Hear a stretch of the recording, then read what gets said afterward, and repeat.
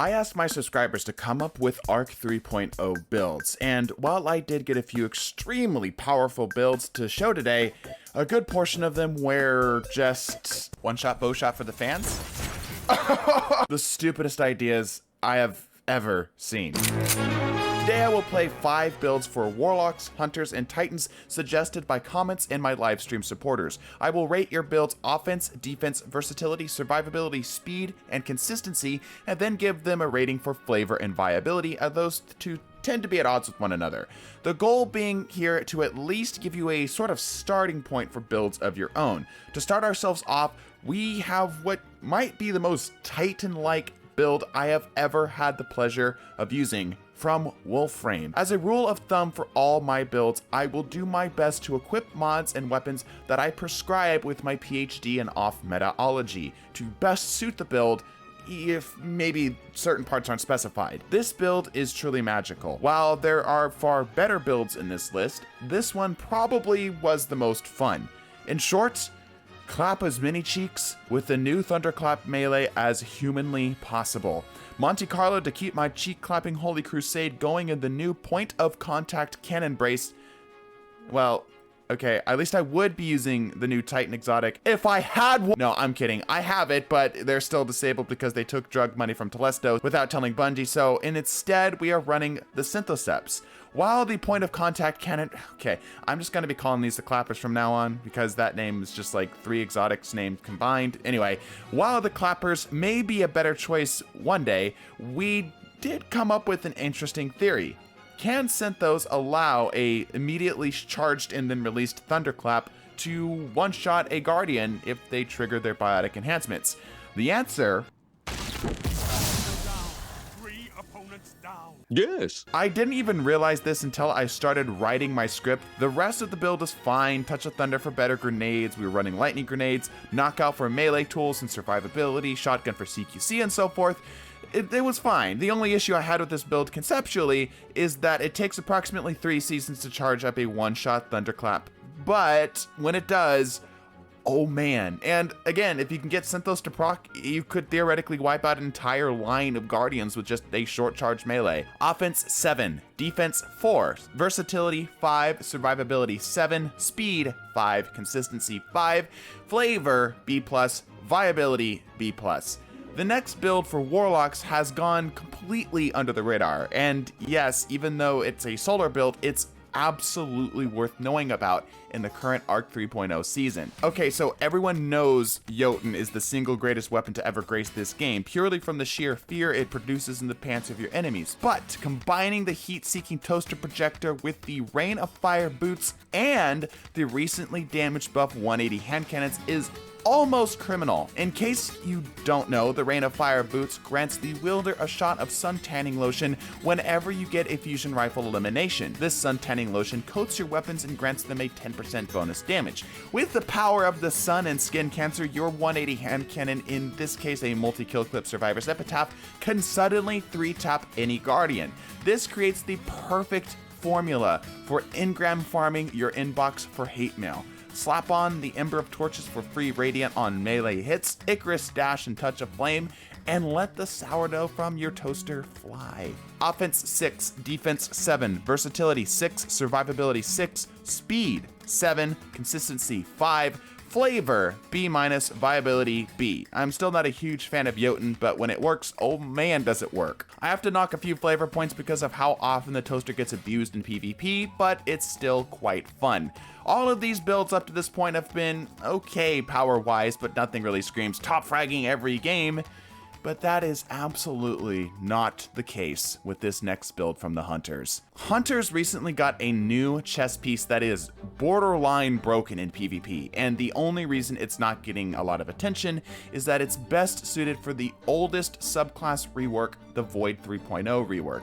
The initial build suggested using Arc 3.0 Hunter, and while I did humor them at the time, privately I took this build back to my elo with my favorite Void Hunter and did unholy, unspeakable things to the enemy team. Not only can you fairly consistently one-shot an enemy Guardian from a Harmony precision frame bow with the bonus damage that the Gyro Falcon gives you, you can fairly easily maintain a near permanent uptime of your invisibility with the Rat King, a criminally underrated sidearm. Seriously, if this weapon keeps getting buffs, Bungie's going to have to start treating this thing like some sort of malevolent eldritch deity capable of banishing an entire lobby to the Shadow Realm.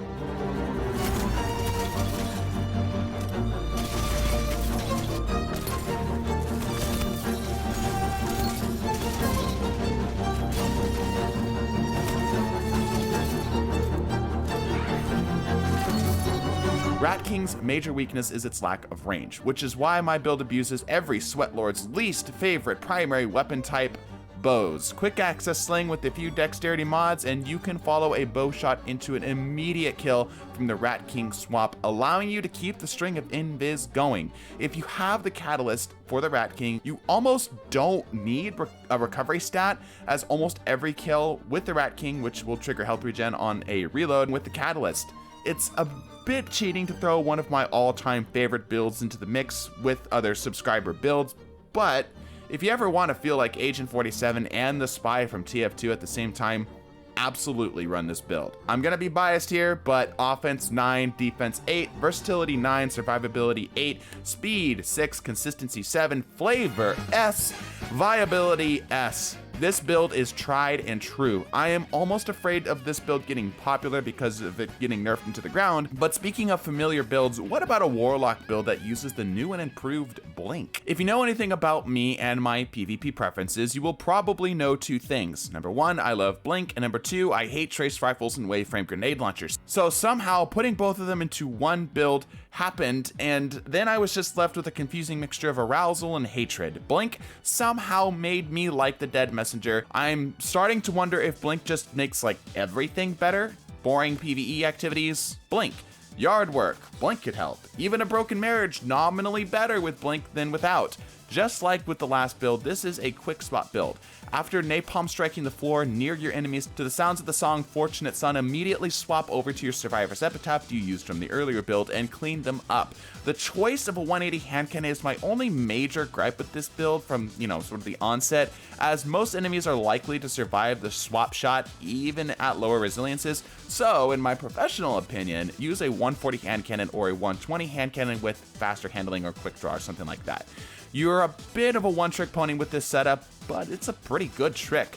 Offense 5, defense 7, versatility 3, survivability 5, speed 8, consistency 7, flavor A, viability B+.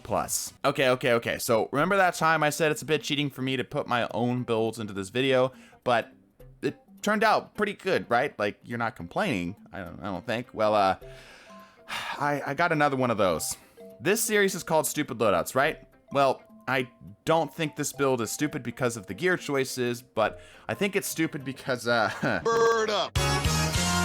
This is the Phoenix, a build I stumbled into because I was looking at my Warlock one day, wondering what builds would be fun for me to try, and I said to myself, yes, burb. What's interesting about this build is that it's kind of like having 2.5 aspects equipped all at the same time. Icarus, Dash, and Touch of Flame for our main aspects, then Wings of Sacred Dawn act like a sort of we have heat rises at home aspect, Teraba for our primary, and a sniper for long range, and it's pretty amazing how versatile and brutal this build can be. Wings were left almost entirely untouched from the resistance nerfs that hit things like Whisper of Chains and the Omni Oculus, which means you are the Spanish Inquisition because, good lord, no one is expecting you or your sudden survivability. Bide your time until Teraba gets procced, then tear the enemy team a structurally superfluous new behind. Swap to your sniper for long-range nope scoping and use your mobility to keep them guessing. Just like the Rat King build, this build is staying locked into my inventory until Bungie tears it from my cold, dead claws. I just wish inner effectiveness was just a tad more consistent, but that's probably coming with time. Offense 7, defense 7, versatility 10, survivability 7, speed 7, consistency 7, flavor A+, viability S. If you have a build you would like me to try, like, subscribe, and drop it in the comments below. I am planning on making this format with this title and thumbnail style and such a mainstay here on the channel, just like our spicy clips, just because you all seem to like it here so much. In the meantime, bless your faces and deuces.